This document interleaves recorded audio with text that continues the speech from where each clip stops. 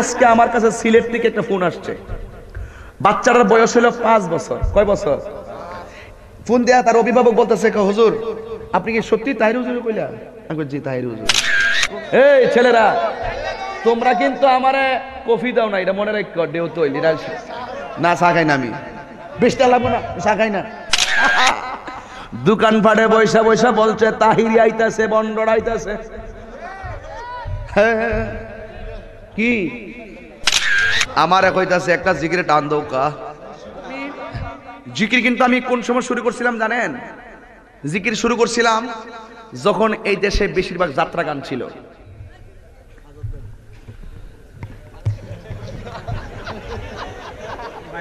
লাগা লাগা লাগা লাগা লাগা লাগা লাগাই দাও, জিকির হইতো না আজকে। ও মুর্শিদ, ও মুর্শিদ, গহীন জঙ্গল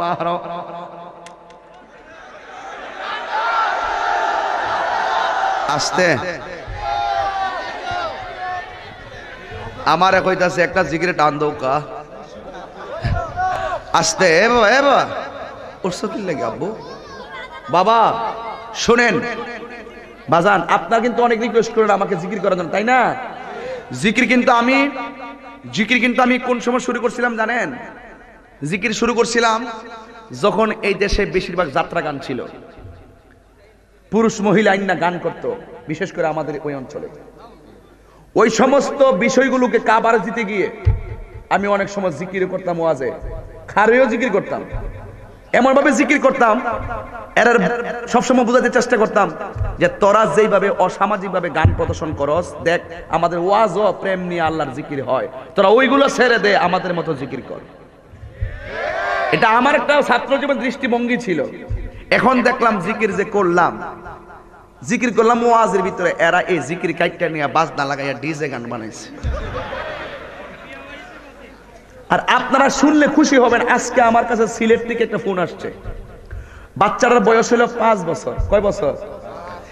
ফোন দেয়া তার অভিভাবক বলতেছে, হুজুর আপনি কি সত্যি তাহির হুজুর কইলা? আমি বলছি, জি তাহির হুজুর। হুজুর আমার বাচ্চা তো আপনারে দেখবার লাগে একদম পাগল হয়ে গেছে। কেন? আপনি ডিজে জিকিরটা দেখ শুনিয়া পাগল হয়ে গেছে। আমি বললাম, এটা তো বাজনা টাজনা দিছে। না, ও আপনার দেখবই, আপনার দেখবালে পাগল হয়েছে গা।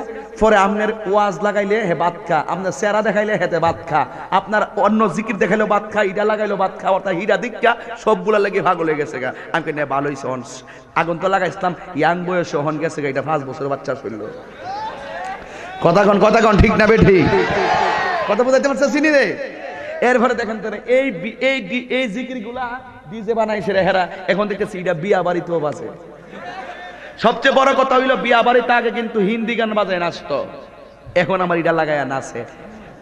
বৈরবের নির্বাচনের প্রচারণা চলতেছে না, নির্বাচনের ভিতরে এরা মিছিল করে এটা লাগাইয়া ও মুর্শিদ, ও মুর্শিদ। এরপর আরো খুশি হবেন, এইটা আবার হিন্দু বাড়িতেও বাজে। যে হিন্দু বাড়িতে আমরা ও মুর্শিদ কোয়ার সুযোগ হই নাই, এই জায়গাতে অটোমেটিক আমার ও মুর্শিদ গহীন জঙ্গল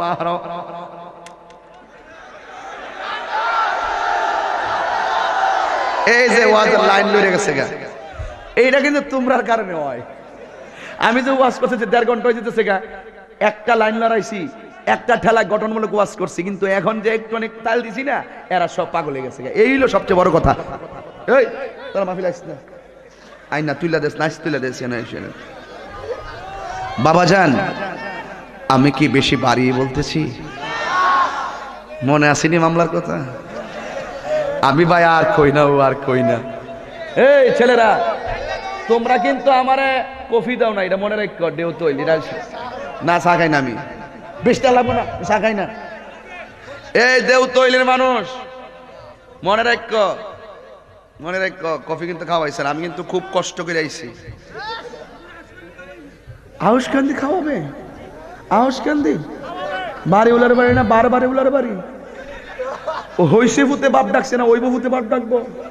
ওয়াজের মাঠের মধ্যে কফি পাই না, আবার বলে আউশ কান্দি কফি খাইতো। বাজান রাগ করেন না, আমি একটু এই দাসের বক্তা তো মাঝে মাঝে কিছু না বললে ফুলাভান কো আজকে তো গেছিলাম রে গুমডা হুজুর বাংতরছ না। আস্তে এই আদব রাখো বাজান। তো আল্লাহ যা করে কথা কেন, আল্লাহ যা করে ওরা চাইছিল কি এগুলা কই একবার আমার ফসাইলে ভাই। এখন দেখি যে আল্লাহ রহমতে ওরা যত ষড়যন্ত্রী করুক আমার মহব্বতের পতাকাটা পথ পথ করে উঠতেছে। চিটাগাং ইউনিভার্সিটির অনেকগুলা ছেলে মাহফিলে এসে হুজুর চিটাগাং ইউনিভার্সিটির শিক্ষার্থীদের পক্ষ থেকে আপনার কাছে অনুরোধ একটি আজান দেন। তো এটা আমাদের জন্য অনেক পাওনা না? যে কোনো জায়গায় গেলে যত মন্তব্য করুক, যখন আমাকে রিচার্জ করে দেখতেছে কয়েকটা টপিক ছাড়া আর কয়েকটা কথা ছাড়া আমার যত ওয়াজ আছে সবগুলোই ভালো। এই জন্য এটার উসিলায় মানুষ আমাকে গবেষণা করার সুযোগ পাইছে। কথা করে ঠিক না ঠিক? তো এই জন্য একটা মানুষের লাইফের বিভিন্ন অপশক্তি মানুষকে গ্রাস করতে চেষ্টা করে। আমার ওয়াজ এবং জিকির যদি জিকিরের মতো থাকতো তাহলে কোনো প্রবলেম ছিল না। ওরা গান বাদ্য লাগাইয়া বাজনা টাজনা লাগাইয়া এটারে বিভিন্নভাবে এডিটিং করে আমাকে প্রশ্নবিদ্ধ করার চেষ্টা করছিল। কিন্তু এদের দুইটার সময় কিসের আজান? আজকে কোনো আজান হবে না, 2:30 বাজে এখন। কি মনে করতেছো আমি ভাবছেন যে 1 ঘন্টা ওয়াজ করে আমি যাবো? 3টা মাহফিল করে কি সাধারণ কথা নাকি? শুনেন, পৃথিবীর কেউ কারো ক্ষতি করতে যদি আল্লাহ পাক রাজি থাকে, আল্লাহ পাক, আমি মনে করি আমার বিরুদ্ধে যে যাই বলুক এগুলো আমার আশীর্বাদ হয় কেন জানেন? আমার মায়ের দোয়ার কারণে। আমার মা বলছে অন্ধকার না থাকলে আলোর কি দাম আছে। তোমার সমালোচনা যদি কেউ না করে, একটা লোক যদি সবার কাছে ভালো থাকে সেই লোকটা মুনাফিক। কারণ ইমানদার কখনো সবার কাছে ভালো হতে পারে এটা মাথায় রাখবেন। গুলালু বর্তার মধ্যে কাজে লাগে, ভাজির মধ্যে কাজে লাগে, মাছ দিয়ে কাজে লাগে, ঠ্যাঙ্গার লোকে না ট্যাংরার লোকে না কি কইটা আপনার এলাকাতে টকটা ঠ্যাঙ্গা ঠ্যাঙ্গার লোক আলু দে সুকা সুকা কি। আচ্ছা জিকির হইতো নি? কার জিকির হইতো? আল্লাহর জিকির কর্তা নি? অসুবিধা হইব? অসুবিধা হইব? আবার এটা কাইটটা নিয়ে কি ডিজে বানাইব? বানাইলে বানাইবো। কারণ আমি করি আল্লাহর জিকির, কেউ যদি এটা নিয়ে মস্কারা করে হ্যাঁ ধ্বংস হবে, আমার কিছুই হবে না। আমি শান গাই, হেরাকো আমার গান গাই। আমি গাই শান, হেরাকো আমি গান গাই। এই নবীগঞ্জের মানুষ সেতাম তো বন্ডা চায় না, এরপর রাগ করে পারি না। গভীর চিন্তায় ছন্দ হয়, গভীর চিন্তায় ছন্দ হয়, ছন্দেই শান হয়, শানের মধ্যে সুর পয়দা হয়। যেই ছন্দে, যেই শানে, যেই প্রেমে আল্লাহ রাসূলের গ্রাণ পাওয়া যায়, এটা কখনো হারাম হতে পারে না। এটা 14 এলেমের সর্দার